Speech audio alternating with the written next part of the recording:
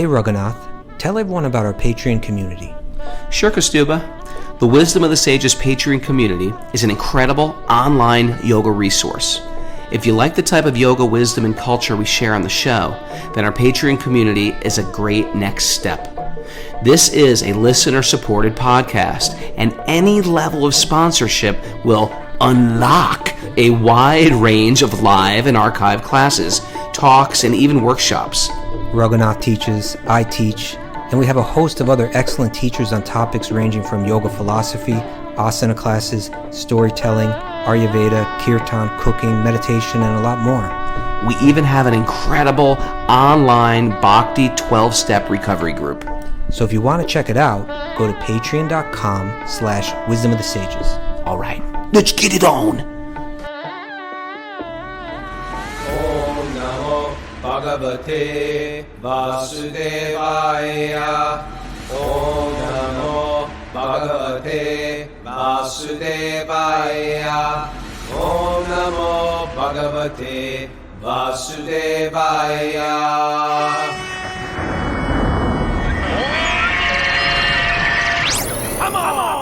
Live from Super Soul Farm, this is Wisdom of the Sages, a daily yoga podcast with your host, Raghunath, and co-host and senior educator at the Bhakti Center in New York City, Kaustubha Das. Welcome to the show, and welcome to the Srimad Bhagavatam. It is Tuesday. We have to make Tuesday as something special. Maybe it should be our Krishna's. We had a plan, but it never came. Trivia Tuesday never materialized. Trivia is hard because some people, you got like Krishna Drew, who knows the answer to every question. Then you have people who are sort of new to stuff, and it's hard to come up with trivia for all. All right. We could have a trivia on Patreon, a trivia night on Patreon. Could be fun. Good luck pulling that together. I'm serious. I got a lot I of know trivia you're serious, questions. but you do, because you never came up with one for Trivia Tuesday. You're just saying it was too difficult. Why would it be easier over on Patreon? Okay, I got one for you, Bear. Name Ram's. Bypass that. Twin brothers. Ram's two twin brothers. Ram has twin brothers. That's something people don't even get that. Look, I stumped her. No, I know it. She's waiting. She's just waiting. They're looking at the chat board. I got one for you, Kaustubha. I don't know. After the killing of Ravana, Kaustubha, why did Ram feel like he had to bathe in the Ganga? Because he killed a Brahmin. What Brahmin? Ravana. Why was Ravana a Brahmin? I don't know, but isn't that the answer? Isn't that the answer? Close. You're close. And Mara.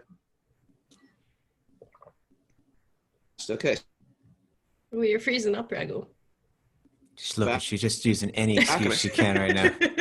I would answer, but you're freezing up, so okay. I'll keep my eye on the chat board. Nobody's helping me out on the chat board today. I know. Parmananda, where are you? Yeah. Nobody. Okay, let's see if the chat board gets Shatrugna, is that one? Yes, it is. Are you online? Are you on Wikipedia? No, right come now? on. Shatrugna and Lakshman and Shatrugna. Oh, Lakshman's a twin? Forgot that.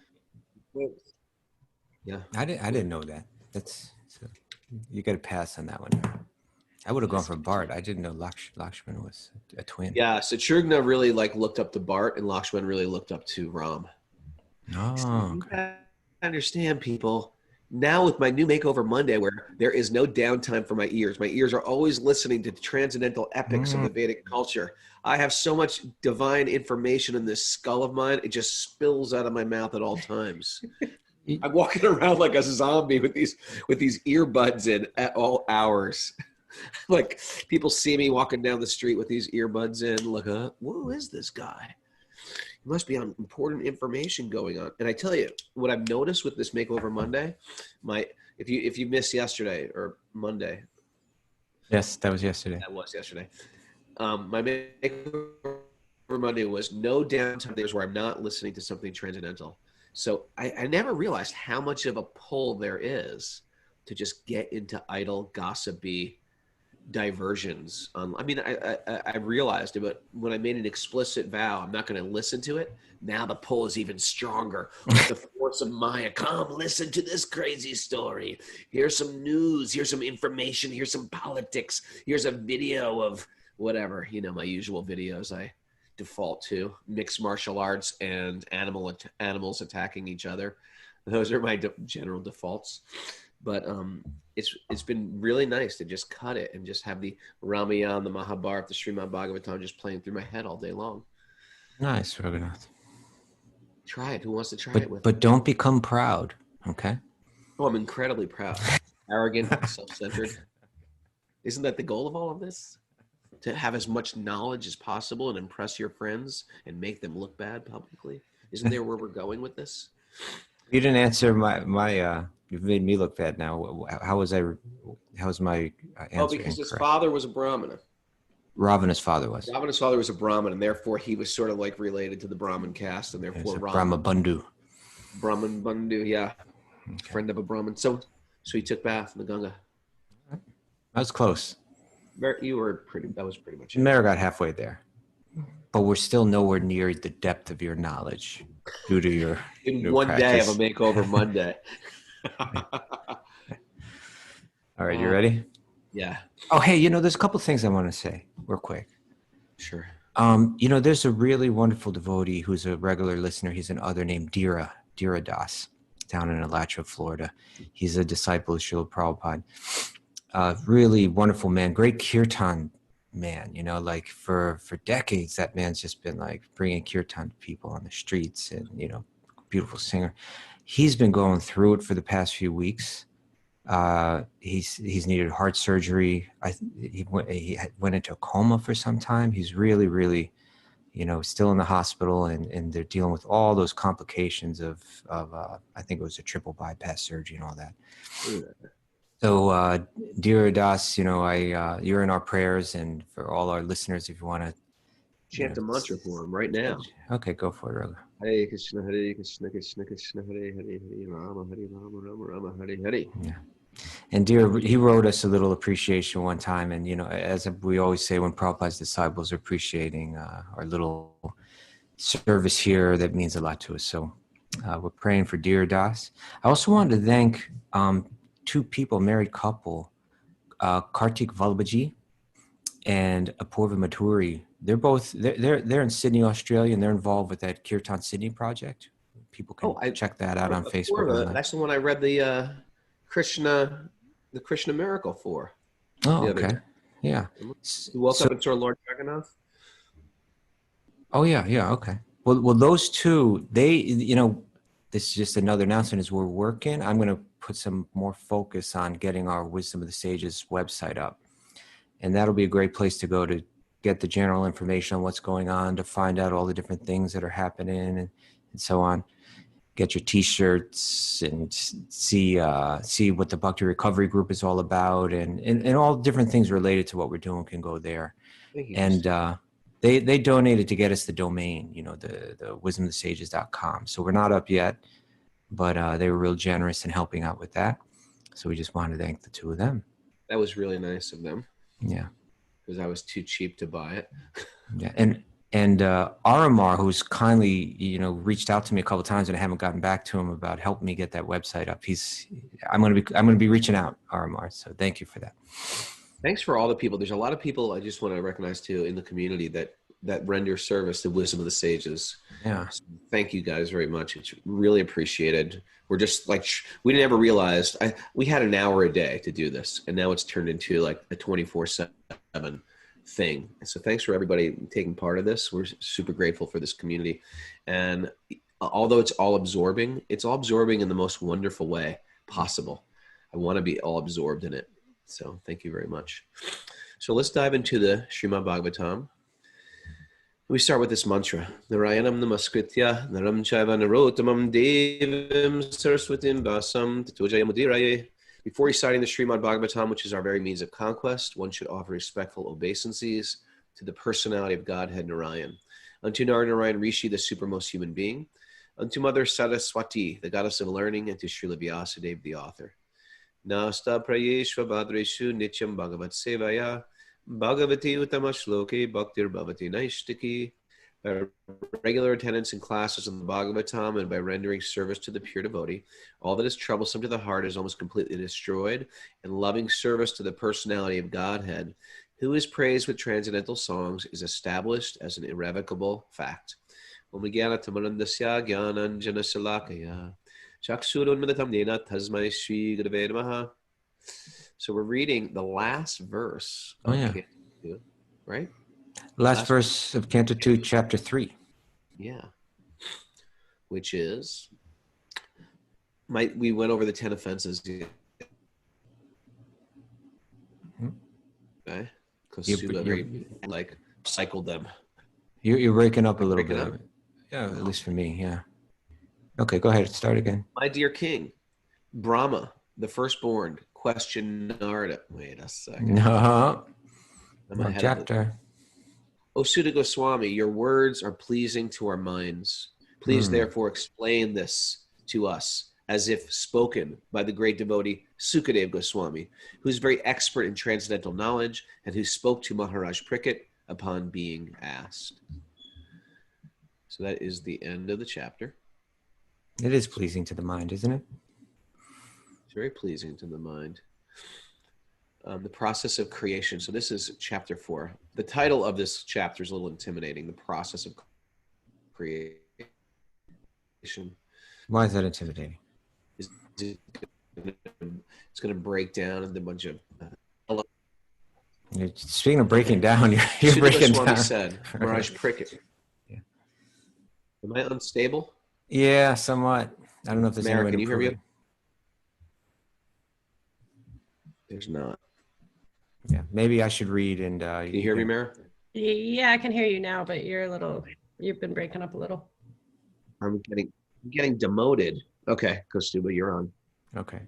So, here's text number 1. And there's a little theme for today, right, Raghu?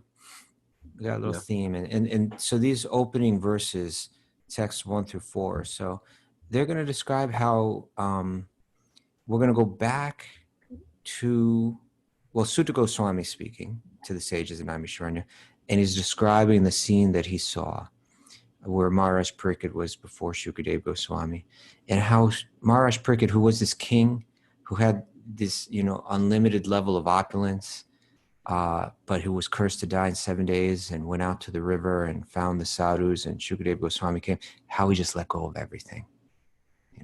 Text 2 is going to talk about how he lets go of all his relationships and kind of material attachments. Text 3 and 4 are going to describe how he lets go of all of his duties in life. And there's some really beautiful commentary by Srila Prabhupada in this. So text number 1, Sutta Goswami said, speaking to the sages at Naimisharanya, Maharaj Pariksit, the son of Uttara, after hearing the speeches of Shukadeva Goswami, which were all about truth of the self, applied his concentration faithfully upon Lord Krishna, right? His mind, he was about to die, but his mind wasn't distracted by this or that, right? It was focused. And I think that the commentators say that by mentioning the son of Uttara. Can you guess, Raghu, why that's mentioned here? Oh, because... You're trying to stump me. No, why? I'm not trying to stump you. Well, it mentions here that his concentration became focused upon Lord Krishna. And by saying he was the son of Uttara, if we go back to the previous... Uttara was the one the Brahmastra was sent at. Is that why? Because when he was in the womb of Uttara, even then his concentration became focused on Lord Vishnu, you could say, because when he was in the womb, if we go back to the first canto, we read about that, right? He was attacked by this super mantra weapon while he was in the womb. I thought you were trying to get me with a really sneaky... Okay, that's the obvious answer. Okay. I was just trying to set you up, Raghunath. I was trying to make you look smart, not stump you. It didn't work. Yeah. So he was this special person. In one sense, his mind was, he was always, his entire life, he was focused on Krishna. But here especially, he's especially focused in these last 7 days. Text number 2, Maharaja Pariksit, as a result of his wholehearted attraction for Lord Krishna, was able to give up all deep-rooted affection for his personal body, for his wife, his children, his palace, his animals, like horses and elephants, his treasury house, his friends and relatives, and his undisputed kingdom. Right? This man had a lot. Yeah. He had elephants. It's one thing Yep. to get rid of your household pets and your home, but to get rid of your elephants, That one hurts. Yeah, but as we said, this theme is by letting go of everything, you lose nothing, and you gain the true wealth. So let's read some of the commentary to this. Srila Prabhupada begins by saying, to become liberated means to become free from dehatma buddhi, the illusory attachment for personal bodily coverings and everything connected with the body, namely wife or spouse, children, and all other entanglements. One selects a wife for bodily comforts, and the result is children. For wife and children, one requires a dwelling place, and as such, a residential house is also necessary. Animals like horses, elephants, cows, and dogs are all household animals, and a householder has to keep them as household paraphernalia. You got some animals there, Raghu, right? yeah, I'm attached to a lot of stuff here. Sheep, peacocks, dogs, cats. The only thing I don't have is a treasury. You're right. I'm working on that. It's not manifesting. Prabhupada, he says, in modern civilization, the horses and elephants have been replaced by cars and conveyances with considerable horsepower. Ooh, that was very clever. To maintain all the household affairs, one has to increase the bank balance and be careful about the treasury house. And in order to display the opulence of material assets, one has to keep good relations with friends and relatives as we become very careful about maintaining the status quo. Srila Prabhupada is just kind of like, he's just kind of laying out what material life is kind of about, Yeah. and how it expands and how it begins to take over everything. There's that, it reminds me of that story, that I guess it's just some kind of Jataka tale, Chataka? right? What The is- Jataka tales. I don't know what Chataka tales are. I'm not familiar They're with that just like term. Indian folk tales. Yeah, with little morals, like little fable. Yeah, with little kind of morals. thing. Yeah. Yeah, the Chataka tales. You know the one I'm thinking of? The yogi and the mouse and the. Yeah. You want to tell it? It's the same as the American one. He swallowed it, right? What? I don't know why she swallowed a fly. I guess she'll die. I know an old lady who swallowed a cat. I don't know. Right. The fly. He swallowed the spider to eat the fly. He swallowed the I don't mouse even know to that eat one. the spiders. Swallowed the spider to eat the cat. Something like that. Well, that one is barbaric, though. Although the other one is a little bit too. It is. But the idea is we complicate ourselves. We try to get rid of one problem by creating a bigger problem, and then that creates a problem, and we keep going back and forth until our whole life becomes very, very complicated. So tell me about this yogi then. The yogi had he had nothing except his kopans. Kopans are like underwear. Kopans are like a thong, isn't it? It's a made of loincloth. brass. Yeah, You can just say loincloth. a loincloth or underwear, Brahmin underwear. And He had 2 pairs, right? yeah, and the mouse was eating one, right? The mouse Yeah, was you wear one, and then the other ones you wash, and they're hanging up to dry, right? yeah, simple life. Simple life. And then the mouse started eating one, so he ended up getting a cat. To keep the mouse away. Yeah, but the cat was problematic, right? Well, the cat needed to be fed. Yeah. So he for wanted that, to get the cat, so we got a dog. Was that no. He needed the cat. The cat was serving its purpose. It was taking care of the mouse, keeping the mouse away from eating his kopans. But then the cat needed food, so he got a cow, so they could have milk to feed the cat. it? Okay. But then you need to take care of the cow, and he wanted to stay focused on his meditation So he got married. He expected his wife to take care of the cow, I guess. Right. Yeah, look at Mara. She's like, Patriarchal society. My cows. God, She is wants that to all? take care of their cows. Yeah. But then he had to take care of the wife. And so step by step, you know, he had to get a job. And one thing, I guess the moral is if you don't keep your life simple, it can expand, you know, very quickly. And Srila Prabhupada is describing kind of how that is like in modern day life, right? We fall in love, we have kids, we need a job, we need a house, it expands, we want to keep up with the neighbors, and we get absorbed in all kind of things. And sometimes technology has exacerbated it as well. Oh yeah, for sure. And then so then he goes on and he says, this is called material civilization of material attachment. Devotion, now this is interesting. He says, devotion for Lord Krishna means negation of all material attachments as detailed above.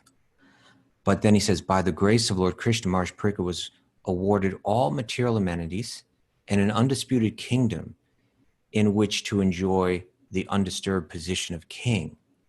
But by the grace of the Lord, he was able to give up all connections with material attachment. That is the position of a pure devotee. Maharaja Pariksit, due to his natural affection for Lord Krishna as a devotee of the Lord, was always executing his royal duties on behalf of the Lord. In other words, he had all these material responsibilities, but he wasn't doing it in a selfish way or a materialistic way. He was always thinking that my duties in life, my duties to my family, my duties to my kingdom, all of my property, I see it all in connection to God. So again, he says, Maharaj Pariksit, due to his natural affection for Lord Krishna, as a devotee of the Lord, was always executing his royal duties on behalf of the Lord. And as a responsible king of the world, he was always careful to see that the influence of Kali would not enter his kingdom. A devotee of the Lord never thinks of his household paraphernalia as his own. Okay, right there. Put a circle around that. That's a big one. Okay. But surrenders everything for the service of the Lord. Thereby, living entities under a devotee's care get the opportunity for God realization by the management of a devotee master. Attachment for a household paraphernalia and for Lord Krishna go poorly together, right? Being too materialistic and falling in love with God, you got to go one way or the other. One attachment is the path of darkness, and the other is the path of light. Where there's light, there's no darkness, and where there's darkness, there's no light. But an expert devotee, so it sounds like, okay, there's a dichotomy here. Either I need to leave my home and leave my family and leave everything and accept God, or forget God and forget spiritual life and forget yoga and get absorbed in material life. But here's the key. But an expert devotee can turn everything to the path of light by an attitude of service to the Lord. And the best example here is the Pandavas. Maharaj Yudhishthira and householders like him can turn everything to light by dovetailing so-called material assets in the service of the Lord. But one who is not trained or is unable to turn everything to the service of Lord, Nirbandha Krishna Sambandhe, must give up all material connections before he can be fit to hear and chant the glories of the Lord. Or in other words, one who has seriously heard Srimad Bhagavatam for even one day, like Maharaj Pariksit, from a fit personality like Shukadeva Goswami, may be able to lose affinity for all material things. Now, I think you're an example of this, Raghunath. You've got a bit of a kingdom there, right? You've got a house. You got the animals. You got kids. 2 houses, like a couple of yoga studios. Run around. You got vehicles with horsepower. Okay, got a tractor. Got a tractor. Got a truck. But and it's actually very, very interesting in this regard, because even though we have this big property, the properties cost a lot of money to maintain because it's a project. And when you get a house, everyone knows if you have a house, different than an apartment. When you rent an apartment, you don't have to worry about maintenance generally. When you get a house, you got to start worrying about maintenance of the house. You got to worry about roofs. You got to worry about leaks. You got to worry about sinks. You got to worry about floors. You got to worry about humidity. You got to worry about all these things that come into play that you don't have to worry about. This project, we have 2 big houses. And so, it's not like I'm bankrolled. I'm sort of always, Krishna's always kept me a little destitute. And it's always been a little frustrating, I find. But the upside of that is when you're destitute, you're dependent. You're destitute, you're dependent. So I've always felt like, Krishna, you want this to happen. And it makes my prayer become at the forefront of my mind. Krishna, if you want this to happen, I'm going to go forward. But if you don't want it to happen, I totally understand. But I'm going to move forward as if you do. And in that type of sort of like transcendental risk taking, I always feel like Krishna's right there to give me some type of support. But I will say that if I thought of it all as mine, there would be so much more anxiety. But I just say, Krishna, this is yours. So if you want to take it away, you can take it away. And if you want it to go, you can. I mean, all it takes is one tree to fall through the house, and you've got so much, you got so much of a headache on your hands. So many things can go wrong, or sometimes the property taxes change without telling you, and it just skyrockets up. So there's always room for anxiety. That's why the idea, I think, of being a monk is you have nothing, and therefore you're explicitly dependent on God. And sometimes if you do have a lot of wealth, or you do have a so-called cushion, you feel like, oh, I got this. But oftentimes you never have that desperation. So either if you do have a lot of resources, you have to really focus in on this. This actually isn't mine, that I could lose this at any moment. We become comfortable in thinking, well, I do own this actually. I do have a cushion. But the reality is we are desperate. The reality is we are destitute. The reality is at any moment things can turn around.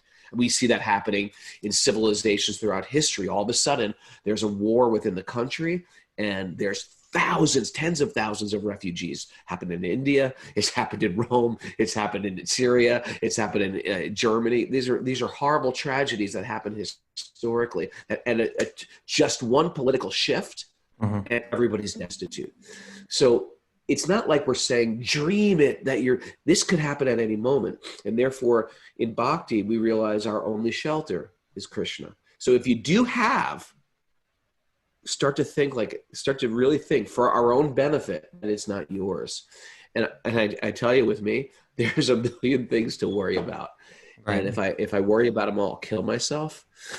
But if I say, hey, Krishna, you're the husband of the goddess of fortune. The goddess of fortune, she's the source of all wealth. If you want this to happen, it's up to you. And if you want to take it away, and I'm yours, right? So you've got to take care of me in one sense. Yeah, right? yeah. I trust. I do my part.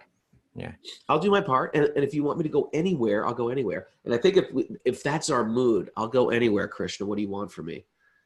Then you're already liberated. If I try to control it too much, I will be riddled with too much anxiety. So that is great, and it's good to check in with the Bhagavatam every morning to remember that I'm not the controller of the material world, and that there are reversals at any moment, and that we move through and go forward with our sadhana and act appropriately, and then we're moving towards this eventual leaving our body with this connection, and in our day-to-day we stay connected. I think it might be a little subtle to understand what this means, in the sense that it's not that you don't love your family, and it's not that you don't feel a certain even take pleasure in your home and so on, but by here for so many years, by serving and really serving selflessly, and by hearing and studying and contemplating these teachings, there's a certain, like you mentioned, a mood or a feeling or a bhava, you could say, that this isn't mine, right? That this isn't mine, and that it can be taken away from me in a moment. And so you kind of live in that consciousness. And you mentioned that really what you're letting go of, you're in one sense, you're letting go of the feeling of that this is my possession, that this is mine. And it changes your attitude towards it all, towards your family, towards your home, towards your possessions. this is all yours, God. So ultimately you enjoy it. Whatever enjoyment I get in serving and maintaining it on behalf of you, maintaining my family on behalf of you, and so on. Whatever happiness comes. And that's fine. But my business isn't trying to churn happiness out of this. My business is to surrender to you. And so you're letting go of, again, like our theme was, by letting go of everything, you lose nothing, but you gain the true wealth. So by letting go of that mood or that bhava of ownership, really you're letting go of anxiety, right? Sure. Otherwise the anxiety is overwhelming, this constant pressure. Yes, Kaustubha, sometimes I'm just going to play a devil's advocate here, because especially in the United States, where dharma responsibility is just thrown out the window, and people aren't dedicated or committed to a lot of things often. Mm-hmm. And we take things incredibly cheaply. Let's get married and let's get divorced. And that just happens again and again and again. It's almost shocking for someone from India to even hear about this. So in India, dharma is really there. You don't want to let down your parents. You don't want to let down your grandparents. You don't even want to let down your whole family lineage. Yeah. And there's this whole thing about, and so when we read things about just be detached, it's not yours, let it go, it's all going to work out. I mean, are you kidding? That's already American's theme song. We just let it go. But there also is a benefit of not letting it go and working through things and creating a container to grow from. And even when things are uncomfortable. And I think there's a tendency, and the Bhagavatam can feed into that in an unhealthy way as well. There's a tendency to say, just let it all go, let it all go, let it all go. And then in the name of letting it all go, we've actually, we wreck our, we wreck our dharma. We wreck that, our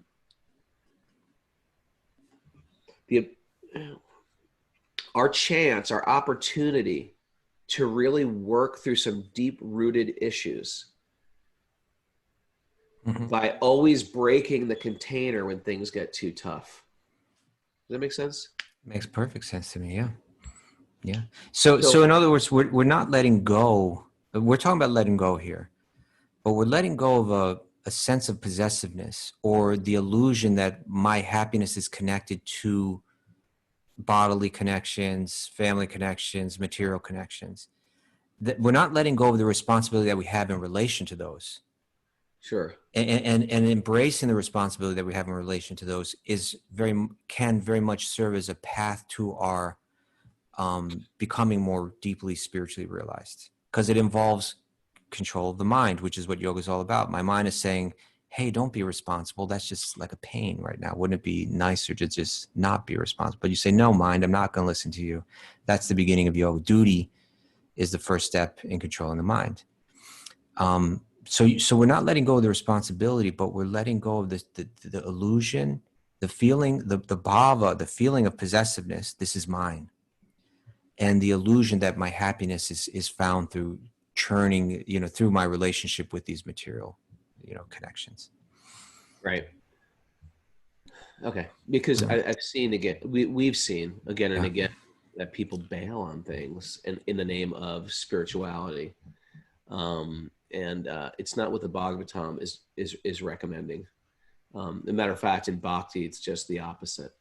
We use what we have and we grow from what we have. And and the Bhagavad Gita too, is the concept of real renunciation is the renunciation of the ownership of it and the control of it, not necessarily in just like walking away. Walking away is also, a big part of people just being irresponsible, whimsical, and ruining their opportunity to grow as well and evolve. It's much more difficult to work through problems, and those problems give me a chance for my own personal evolution. So it can be confusing, and I've seen it happen in an immature way with people walking away from their families, from their young children, and in the name of I'm getting a higher spiritual calling. Right. And now we're going to see, though, but at the end of his life, because he has 7 days left to live, that Maharaj Pariksit actually does walk away from all of that. But because he's lived this life, this internal life all along, he's able to do it, where it can be so hard to do. You know, generally, the anxiety people may feel as they approach their final days can be intense. And the attachments are there. And as we were speaking about a couple of days ago or so, I think that feeling that how will everything continue without me? You know, what to speak of for a king. The right? ultimate control freak. How can things go on without me? I do it. I do so much. Yeah. And so what to speak of here for the king, you know, but no, he was able to just walk away from it all at this point. And that's what the first verse was stating, that he had his mind complete, his concentration was faithfully applied upon Lord Krishna. He was able to leave in that complete focused higher consciousness. Okay. So now text 3 and 4 are going to talk about how he does. Now he's going to leave behind the kind of duties and so on that he had previously. He's gonna walk away from them right now with only a few days left. So text 3 through 4. O great sages, the great soul Maharaja Pariksit constantly wrapped in thought of Lord Krishna. Right? That's the goal of the Bhagavad Gita, the goal of Bhakti-yogi, the goal of spiritual life. The great soul Maharaja Pariksit constantly wrapped in thought of Lord Krishna, knowing well of his imminent death, renounced all sorts of fruitive activity, karma, namely acts of religion, dharma, and economic development, artha, and sense gratification, kama, and thus fixed himself firmly in his natural love for Krishna and asked all these questions exactly as you are asking me. So those are called what is it? The pumarta, the 4 different aspects of material life: dharma, artha, kama, and moksha. What are they called, Mary? You know what they're called. Yeah, I think it's called pumarta, and then love of God is called prem pumarta mahan. That the ultimate goal that's beyond all those materialistic goals, right? So there's dharma. Everyone's going for these. We all want dharma. We all want to do our work in this world, or we want to make some money. Artha, yeah. We want to get our desires fulfilled. Kama. Ultimately realize, what is it? We just want liberation from this world. But in Bhakti, there's 4, the 4 goals of material or of human life, they'll say, the 4 goals. In Bhakti, we say, we actually really want Bhakti. All those things are still in one sense of this world. And Bhakti is not of this world. They're not of the desires of the material pursuits. So it said prem pumarta mahan, that prema, love of God, pure bhakti is that true goal that lies beyond those. So now this is a really interesting commentary that Srila Prabhupada, he quotes 5 different verses in this commentary. And these are all they're regarding letting go of the materialistic conception. And that materialistic conception is even taught in the Vedas, right? Like the Karma Kandya section of the Vedas, the section of the Vedas which talk about this dharma, artha, kama, and moksha, you know, how to live a pious life and reap good results, be a good person, and get a lot of good results that you could enjoy materialistically. So he's letting go of all of that. And in illustrating this, it's really interesting. The first 2 verses that Srila Prabhupada quotes are about they're extreme examples of unconditional love that's found as the very goal of bhakti.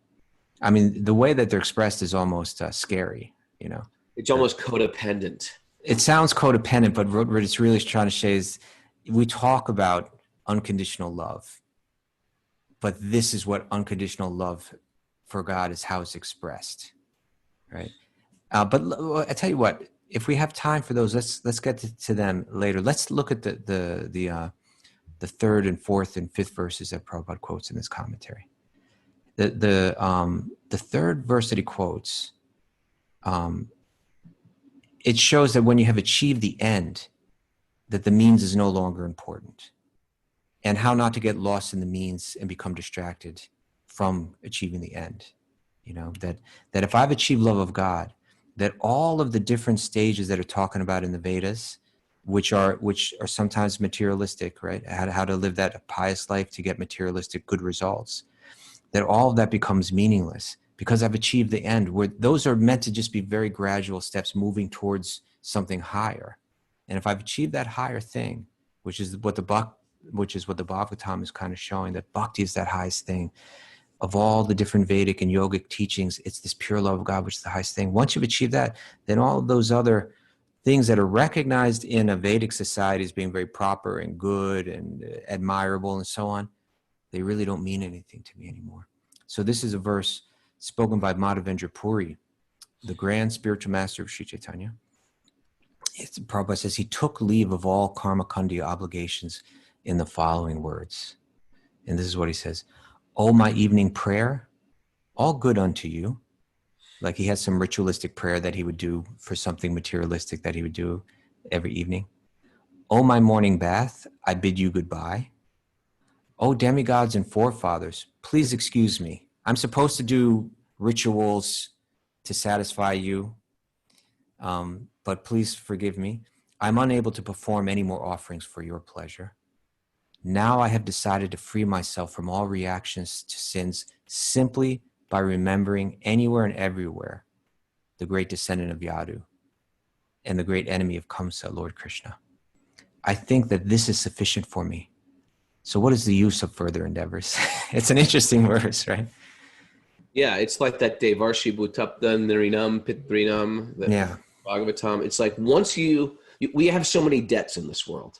Right. And we have so many things that we're trying to cover our bases. But when we repay that ultimate debt to Krishna, to our source, then it frees us up from everything else. All the ritualistic aspects of his life, which are meant to be a gradual stepping stone to higher consciousness. Right. He's achieved that higher consciousness. Go right to the root of the higher consciousness. Yeah. Our one real debt is from our source, and so let's focus on that. So, but just the way that it's expressed, as if he's bidding farewell to someone who he's spent a lot of time with, right? Right. Oh, my evening prayer, I wish you the best. In my morning bath, these are parts of the rituals. I'm going to say goodbye to you now. Demigods, forefathers, please excuse me. But I'm unable to perform any more offerings for your pleasure. Now I'm focused on Krishna. He's the root of all existence. By my connected to him, I'm watering the root. You think about all the debts we have in this world. It's unlimited if you really meditate on the debts. Mm-hmm. It's saying there's one highest debt we have, and that's to God or to Krishna. And in the Bhagavatam, it's always going to push us towards that final goal, because that's the one thing that's actually going to assist us in that ultimate reconnection. Everything else was sort of like can assist us, but can also take you on detours. Now the next verse quoted in this commentary. You want to read the last one? I'm sorry? You want to read the next one? The next verse quoted in the commentary, yeah. Not the next verse in the Bhagavatam. The next verse quoted. Yeah. By Prahlad Maharaj. No, this one is also by Madhavendra Puri. It says, Srila Madhavendra Puri further says, and now this is a cool verse, because this is a verse that shows that when you're feeling that connection, that divine connection, all that need for validation that I think we're speaking about that in the last question and answer session on Saturday, right? All that need for validation, you also let go of that too, right? So now we're seeing we've let go of all the materialistic, ritualistic stuff that's not directly connected to God. We're letting go of the need for validation. Mm. So he says, let the sharp moralist accuse me of being illusioned.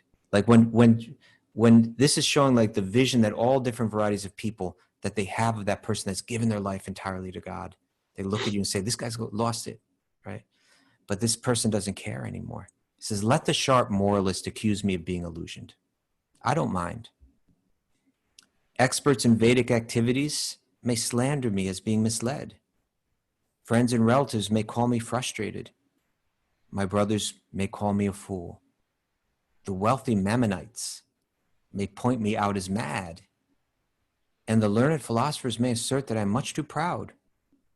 Still, my mind does not budge an inch from the determination to serve the lotus feet of Govinda, of Krishna, though I be unable to do it. Well, that's beautiful. Mara, what's a Mammonite?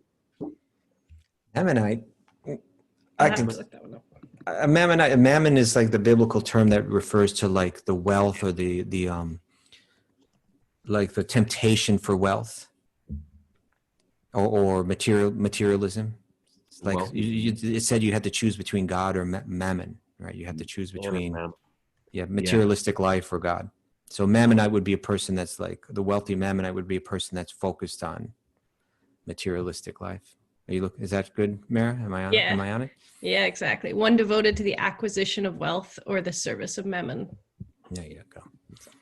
So it's liberating when you're just focused. This is what I'm going to do, and whatever you guys think of me, tough.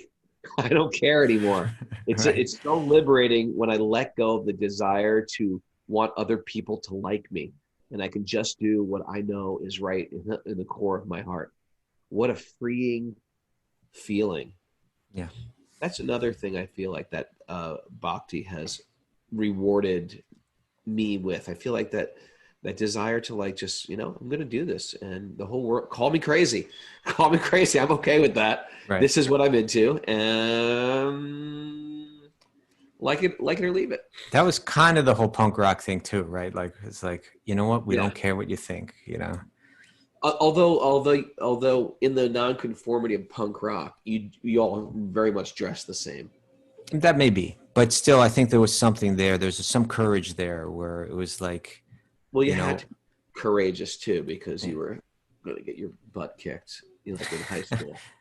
yeah. But even beyond that, just like everyone is calling you this or that. Like this guy's crazy. This guy's lost it. This guy, Yeah. So it wasn't a great leap for us to say, okay, now we're devotees of Lord Krishna. Yeah. People say, well, what was it I like? mean, my high school, I used to take so much crap. You wouldn't believe the crap I took for walking around with a mohawk and engineer boots in 10th grade. I used to have these gangs of people would stop me in the hallway and just go, "You jackass!" and just like laugh at me. It was so humiliating. I guess it must have done something for my like personal like strength, but it wasn't easy. I'm sure it did. I'm sure it did. But in any case, that's what it's like to go deep into spiritual life. But the reciprocation that you're getting is empowering you to say, this person's saying I'm illusioned. This person is slandering me and saying I'm misled. My friends and my relatives are calling me frustrated, meaning like, he mustn't. I guess that means like he must have turned to this because he's frustrated in his material endeavors. And so he's become desperate in some way. My brothers may call me a fool. People may point me out as being mad. They may say I'm too proud. Like I think I know what I'm doing, but I really don't. Still, my mind does not budge an inch from the determination. This is the real yogi now, right? That determination is like, doesn't matter. The whole world is calling him an idiot. He's focused. I'm realizing also in the name of like, there was a little bit of ego in like, I'm going to do this dressing punk or dressing peculiar, like a nonconformist. Yeah. And when I would get confronted like that, I would dig my heels in deep. I'm like, I'm going to be whatever I want to be. And these guys are a bunch of jerks. Whereas in Bhakti, it's like, I'm going to be the servant, the devoted to Lord Govinda. And I love all these people. They're just doing their own thing. You're not collecting records of people's wrongs against you. And resentment and others and stuff like that. And reinforcing just another type of pride. Yeah, it's just a different flavor of my own arrogance. And the humility comes out at the very end of this verse where he says, still my mind does not budge an inch from its determination. And that could have been like, still, look at me. But then he says, my mind doesn't budge an inch from determination to serve the lotus feet of Govinda, though I be unable to do it. Right? Like, but I wish I was a pure devotee and I was able to give pleasure to God through every act that I do. But I'm just so materialistic still that I'm unable to really please God. That humility is expressed there. Dog who's making noises. Sorry. Okay, now the fifth verse that's quoted is by Prahlad. Later on in the Bhagavatam. And this verse is really cool. We said that by letting go of everything, you get the real gain. And this talks about that by complete surrender to the self. It's the word used is like a, what do you call it when you put words together? Acronyms, Compound word or something like that. compound words. Yeah. Svatmarpanam. Right. Arpanam means to make an offering. And the offering of the very self, the svat atma arpanam, svatmarpanam. Okay. So through svatmarpanam, complete surrender of the self to sva suhrida, the supreme friend of the self. You offer the self to the supreme friend of the self. That this is the only deep, meaningful gain in life. That beyond all the temporary things that come and go, this is that lasting, meaningful gain. So Prahlad Maharaj says in Bhagavatam, 7th canto, 6th chapter, text 26, religion, same things here, religion, economic development, and sense gratification are celebrated as three means of attaining the path of salvation. Of these, ikshatrayi, especially knowledge of the self, knowledge of fruitive acts, and logic are also politics, and also politics and economics are different means of livelihood. All these are different subjects of Vedic education, and therefore I consider them to be temporary engagements. And by here saying Vedic, meaning the four Vedas that teach how to get these temporary things. On the other hand, surrendering unto the Supreme Lord Vishnu, the supreme friend of the living being, that is the factual gain in life, and I consider to be the ultimate truth. This is what Bhagavatam is teaching, that beyond pious religious activity, there's the complete connection of the soul to the truest friend of the soul, to God. And through that, one gets finds the ultimate truth. So these are three of the verses. The other two, maybe we could just hit on them quick. I don't know, maybe hitting on them quick actually wouldn't do them justice. But the first two that he quotes, which are, should we just read them? Maybe we just read them. Let's read them. But and when we read these, I guess what I want to preface it with is saying that what it's saying is it's trying to, these aren't verses that say, accept being abused in life. What these verses are saying is, if you want to see the depth of unconditional love, this is what it looks like. So the first one is quoted by Sri Chaitanya, and it's the last verse of his Shikshastaka, which it shows the depth, it shows an increasing depth in the meditation on Mahamantra and the attitude, how it deepens and deepens and deepens. And this is the deepest level. So this is the prayer of Lord Krishna, speaking in the mood of Radha, in the mood of the gopis. Lord Krishna, who is the lover of many devotees, many, gopi devotees, many gopis, I would say, may embrace this fully surrendered maidservant, or may trample me with his feet, or he may render me brokenhearted by not being present before me for a long duration of time, but still, he is nothing less than the absolute Lord of my heart. And then finally, another verse that he quotes, written by Srila Rupa Goswami. O Lord of the poor, do what you like with me. Give me either mercy or punishment, but in this world I have none to look to except your lordship. The Chataka bird always prays for the cloud, regardless of whether it showers rain or throws a thunderbolt.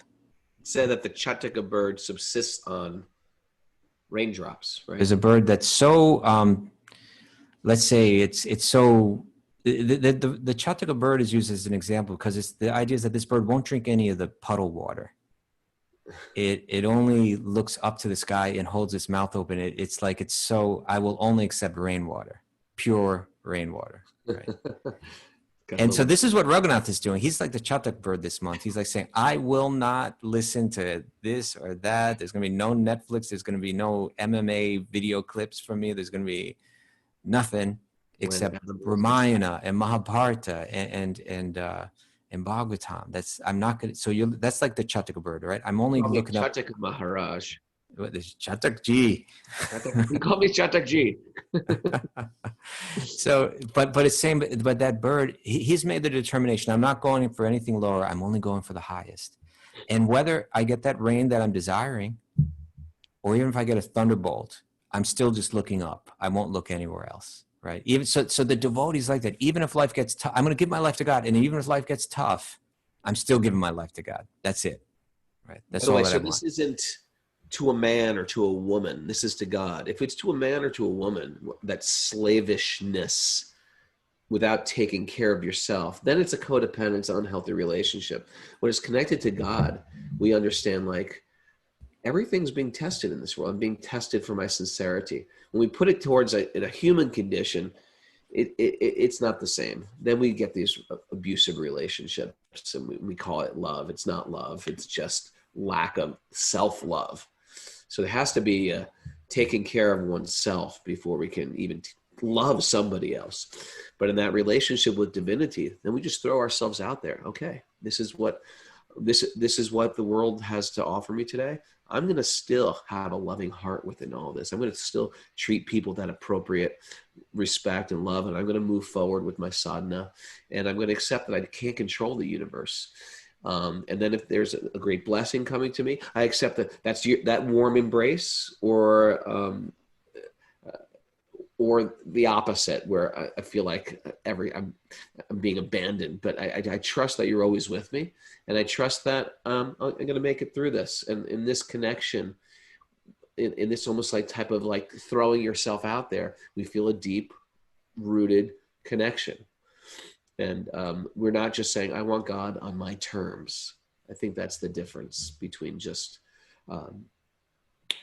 it's got to be towards God and not towards a lover. Right? Thank you, Chataka. And on that note,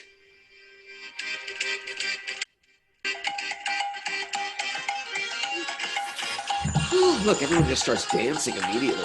What kind of shirt are you wearing there, Raghunath? What is that? Wearing kind of yantra? Does it have any meaning? From the yoga tree in Lake Placid, in High Peaks Yoga. My Kame knows the deal. Checking it out right here. Thanks everybody for joining us. Bhagavatam every day. It's our food. Thanks for supporting us. It is a community-supported podcast. If you like what we're doing, you can support us by going to patreon.com/wisdom of the sages. There you'll find a vault load treasure trove of sweet, nectarian, juicy classes, yoga classes. It's like a yoga school. Who's teaching yoga today, Mara? It's Tuesday. Shamuna Jaya at 10 a.m. Shamuna Jaya, we love her. And we have a walk on Wednesday. Tomorrow's walk on Wednesday. Yeah. I can't even tell you who it is. I'll just surprise you. When's the Sweet Baby Krishna this week? Tonight. Sweet Baby Krishna is tonight. Read the pastimes of our sweet little, darling, chubby little baby Krishna tonight at 8 o'clock. I will read to you as you close your eyes on that pillow. So thanks everybody for joining us. Now we're going to put our hands together.